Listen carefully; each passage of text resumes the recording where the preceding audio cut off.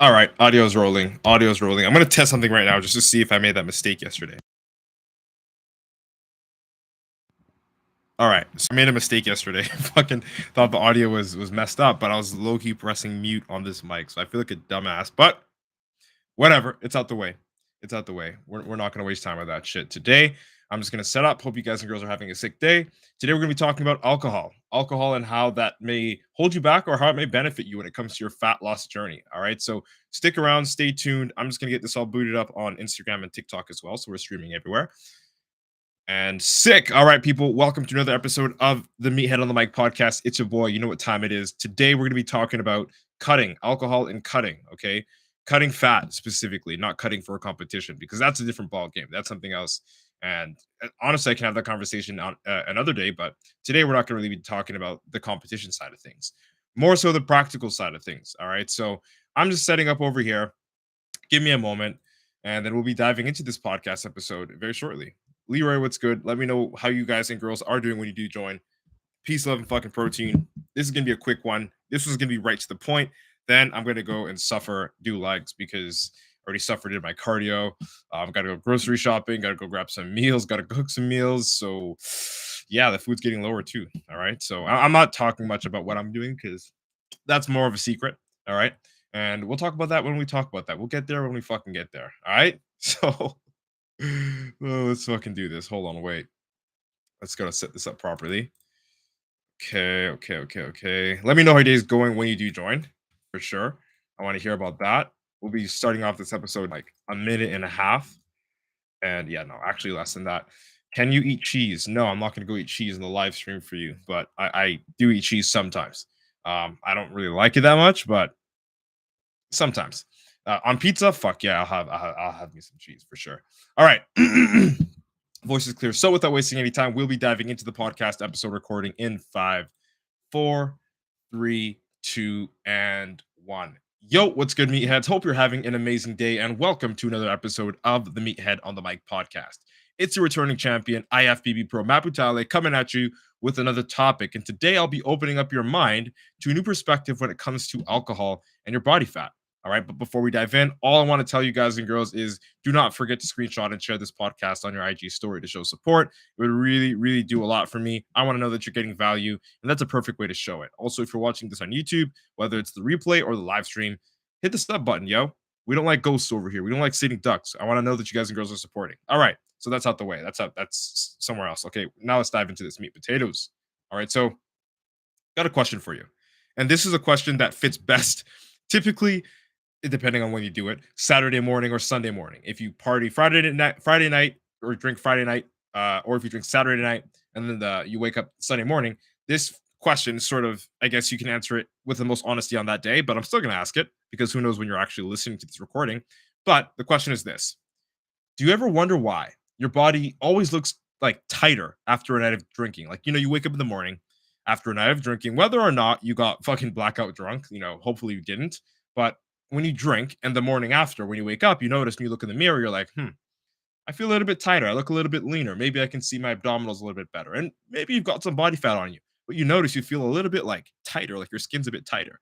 You know what I mean? You know what I'm talking about? If you do, just nod your head silently if you're listening to this recording, or if you're watching this in the live stream, drop a fire comment down below. All right. So, it's essentially when you look in the mirror after the night you were drinking, right? And the reason I'll tell you, just off rip, why you feel a little bit tighter, why you look a little bit tighter, simply put, is because of the alcohol. Okay. But what about the alcohol makes you look that way? Well, let me break it down for you. All right. We're going to break it down. So essentially, when we consume alcohol and it enters our bloodstream, it has like several effects on our body, positive and negative. All right. So some of these, effects that we already know, which I'm still going to explain, are dizziness, the buzzing feeling, temporarily decreased anxiety, some excitement you might feel. You get rid of anxiety, right? It's temporarily decreased, and that's sort of how some people become a little bit more of a social butterfly if they're a social drinker. Just those effects, right? Positive and negative, right? We all know about the hangovers too. We're not going to talk about that because we know that sucks like shit, and puking as well, right? So that's pretty much the reason why we consume alcohol. You know what I mean? To enjoy the time spent with family and friends. It's very simple. You know what I mean? It's common antidepressant. I don't want to call it that, but that's what it is. And it's something that we all sort of, most of us use, right? Unless you're like super religious or you're a square. I'm just joking. You don't have to not be a square to not drink. But the point is this, okay? What if I told you there was another function that we often ignore when it comes to alcohol? What if I told you that aside from like having fun, at dinners and at parties or clubs with alcohol, like there's another purpose that it could serve if you allowed yourself to use it that way? Like, what if I told you that? If that sounds something that's shocking to you or something that you want to hear about or confusing, just stick around. Stay tuned. Okay. The main reason why we get tighter or look tighter, feel a little bit leaner after a night of drinking is because we're slightly dehydrated. And that is one of the many, I would say, effects or side effects that alcohol, can have on us. Dehydration. And as a matter of fact, as a professional bodybuilder, I personally would use, I don't know, I'd say I said use like it's a drug or something, but why I would, drink, say between 2, 4, or 7 ounces between the duration of 24 hours of me hopping on stage for my prejudgings, because alcohol dehydrates you. And because alcohol has this ability to pull water from your system and allow your skin to get more of that tighter look. And at the start of this live stream recording, I don't know if I said it on the podcast recording, but the live stream recording on YouTube, I definitely said this. We're not going to be diving much into the competitive aspect of like manipulating alcohol and dehydration, but there is definitely, you know, I guess in a sense, a way to use it when you want to get depleted, when you want to look extra shredded, once you're already sort of lean, right? So dehydration, okay, you can manipulate alcohol to dehydrate you, right? No, you don't want to actually just dehydrate yourself. That's a bad thing. You want to be hydrated. You want to be able to function in day to day life. You want to be able to function and do your best in the gym, so on and so forth, right? But the way that it works, and the reason why I'm explaining this is because I want you to know how alcohol work. How alcohol works outside of like just getting you drunk and outside of like giving you hangovers. But alcohol has the ability to cause your body to get rid of bodily fluids through your renal system, which is pretty much just your kidneys, your bladder. Like you piss it out, right? You'll piss out the water that is under your skin, that is in your organs and stuff like that. Okay, so that's pretty much the reason why if you don't drink enough water throughout your day and then you go out to the club and then you drink, you get smashed or whatever, or you're at a family dinner or whatever it is, and you don't drink enough water throughout the day and you end up drinking alcohol, it's the reason why, you can easily become dehydrated, right? And it's pretty simple. Like drink more water and then, you'll be more hydrated, right? Like that's what you think, right? Because water hydrates you. Isn't that what it is? Well, not entirely. Not 100%. So yes, water does, rehydrate you, right? But not altogether. All right, not altogether, because there are other components of the water. Actually, it's not even a part of the water, but there are other things that are related to hydration and the process of hydration that water alone can't provide for you. Okay? So again, alcohol is not only an antidepressant, it's also a diuretic. A diuretic is anything that you can use or consume to like lose weight. I'll make it super simple. Something to lose weight. Like think of laxatives, right? Like you'll lose weight through your bowels, you'll shit out your weight. Um, Alcohol, you can, urinate out your weight, just piss it out through your renal system, right? So that's a thing, right? That's why it sort of explains why like you look leaner after a night of drinking, because it's a diuretic. And just to put it into bodybuilder terms, you can still manipulate it as if it were a diuretic, and that's something that I have used it for in the past. For pretty much every show, gin would be my drink, right? And they have this thing called death juice. Death juice is pretty much wine and gin, or wine and vodka. You'll mix it up, and then you'll drink it, periodically up until the point you hit the stage for prejudgings. And in that time period where you're drinking it, it's acting like a diuretic and it's getting your skin thinner, and essentially through your renal system, allowing yourself to manipulate the amount of water, subcutaneous water, which lies under your skin, which is just honestly, we'll say the water weight that you can pretty much piss out in the last couple hours leading up to the stage. But guys and girls, is water alone enough to hydrate you? That's the question. That's sort of what I want to lean towards here, right? Is water alone all that you need to get hydrated?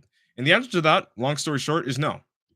Okay, because when we are, let's put it this way. So when we use this alcohol, and this alcohol is a diuretic, we understand that it's diuretic, and we're urinating out the water because we're becoming dehydrated because of this diuretic. We also have to take into account that we're not just urinating out water.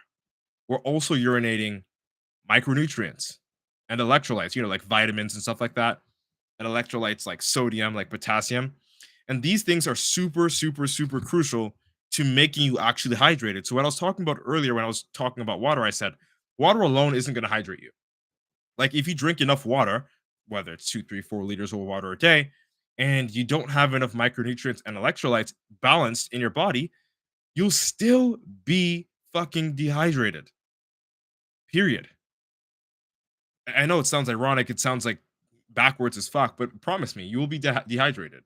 The reason why is because your body won't actually be able to absorb the water, right? And your organs won't be able to fully absorb the water without micronutrients and electrolytes. And you get rid of those micronutrients and electrolytes when you urinate because of alcohol, because it is a diuretic, right?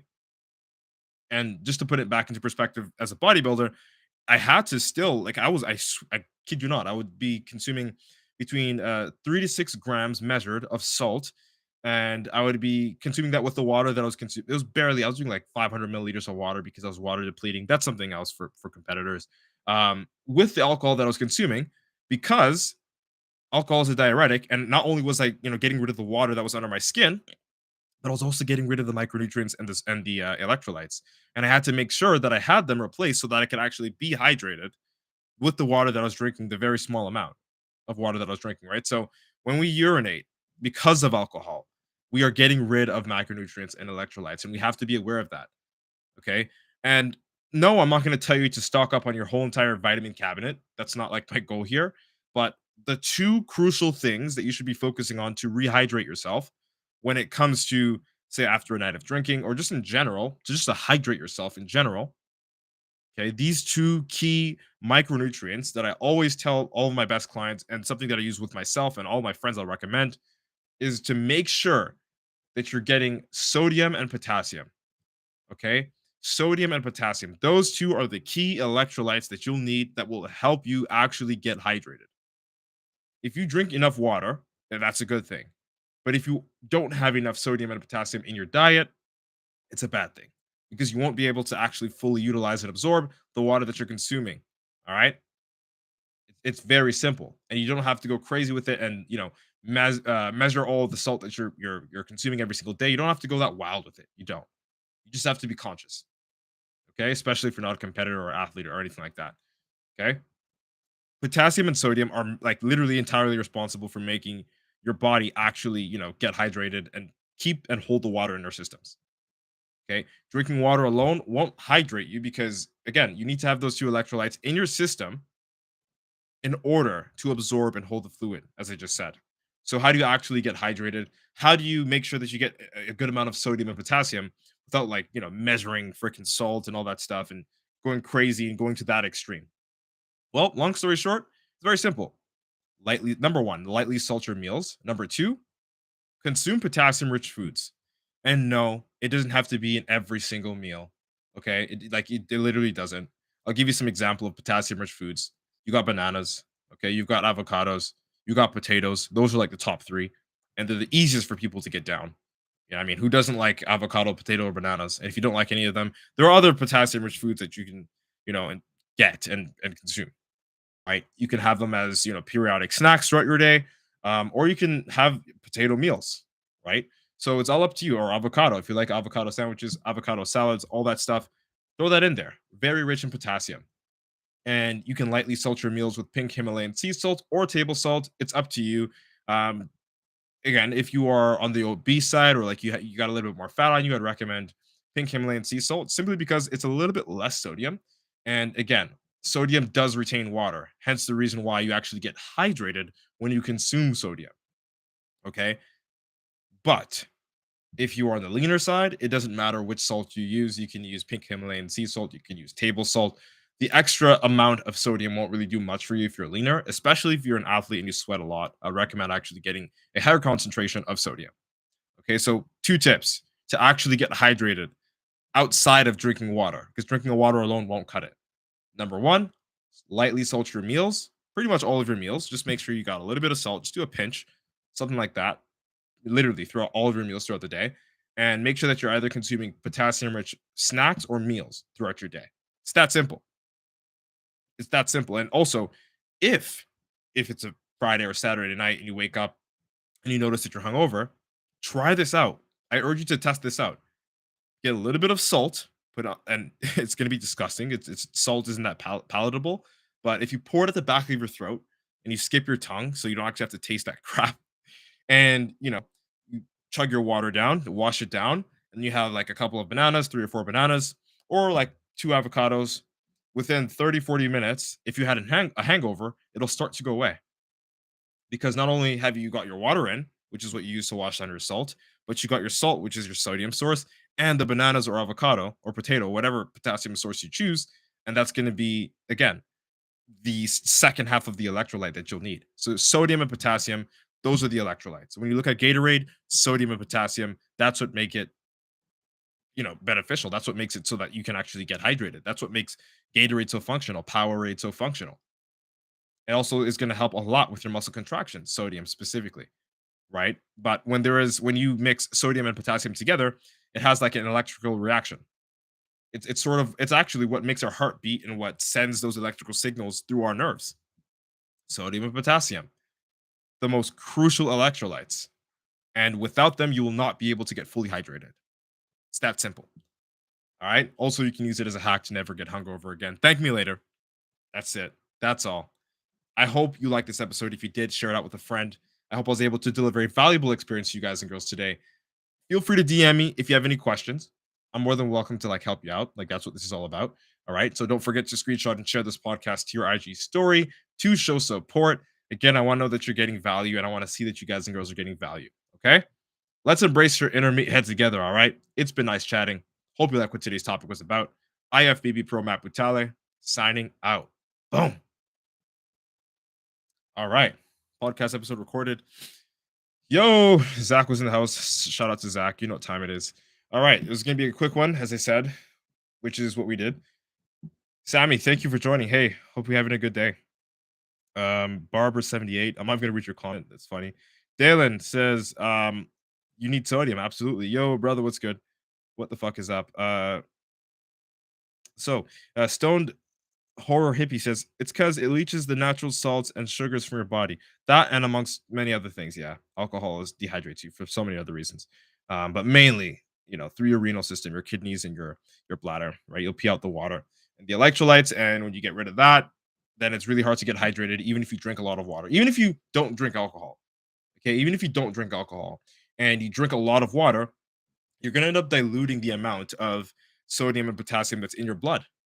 So if you are drinking like 3, 4, 5 liters of water a day and you're not doing like cardio, you're not really sweating much, you really have to be careful with the amount of sodium that you're taking in. Like, you have to be vigilant with the amount of sodium and potassium that you're taking in so that you're not diluting the sodium and potassium content in your blood and you don't become hypertensive. All right. Hope this was of value to you guys and girls today. Let's get hydrated the right way. Okay. Sodium, potassium. Don't forget. Super simple. Salt your meals lightly and eat potassium rich foods or snacks. Like for meals, snacks, however you want it, but just keep them in your diet. All right.